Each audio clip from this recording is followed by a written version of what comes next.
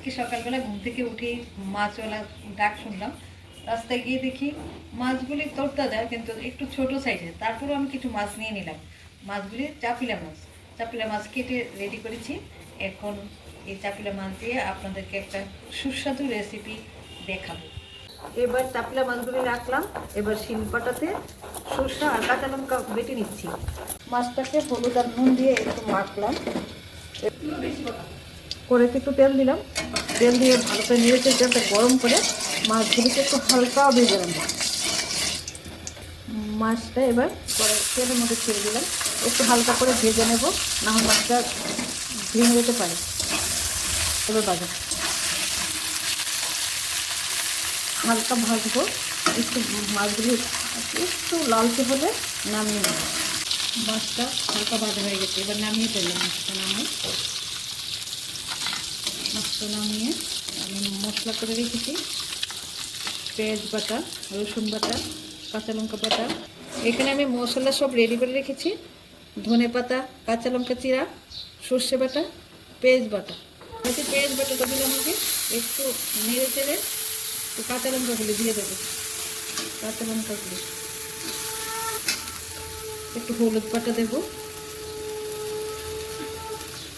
হলুদ বাটাটা ভালো করে নেড়ে চেড়ে যাতে গন্ধটা না করে, কালারটাও যাতে আসে। এবার সর্ষে বাটা দিয়ে দিলাম। সর্ষে বাটা একটু নেড়ে চেড়ে আমরা এটার মধ্যে জল দিয়ে দেবো। একটু নেড়ে চেড়ে, সর্ষে বাটাটা বেশি ভাজা হয়ে গেলে আবার চিটা হয়ে যাবে। এটা একটু লঙ্কা বাটা দিলাম। কাঁচা লঙ্কা চিড়েও দিলাম, আবার লঙ্কা বাটা দিলাম। ঝাল ঝালটা হলে ভালো লাগে খেতে। শীত করছে তো, ঝাল খেতে ভালো লাগে।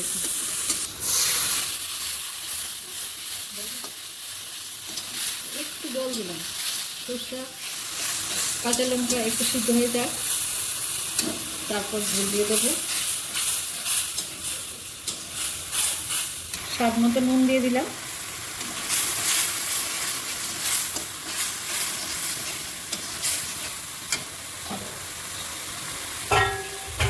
মশলাগুলো একটু সিদ্ধ হচ্ছে। এবার জলটা দিয়ে দিলাম। স্বাদ মতো এই জলটা দিতে হবে, বেশি না কম না। মাছটা সিদ্ধ হলে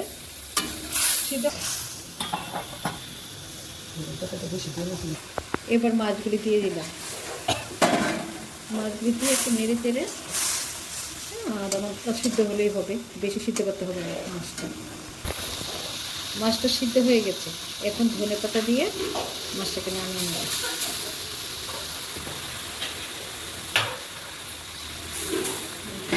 সরষে বাটা দিয়ে পুরো মাছ হয়ে গেছে। এবার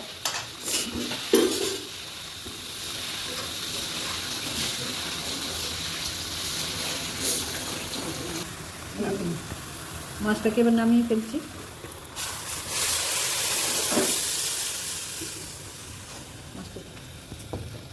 হয়ে গেছে আমার চাপিলা মাছের রেসিপি। এটা গরম ভাতের সাথে খুব ভালো লাগবে। তোমাদের যদি ভালো লাগে লাইক করবে, শেয়ার করবে, কমেন্টে বলবে। কমেন্টে বলবে কেমন হয়েছে।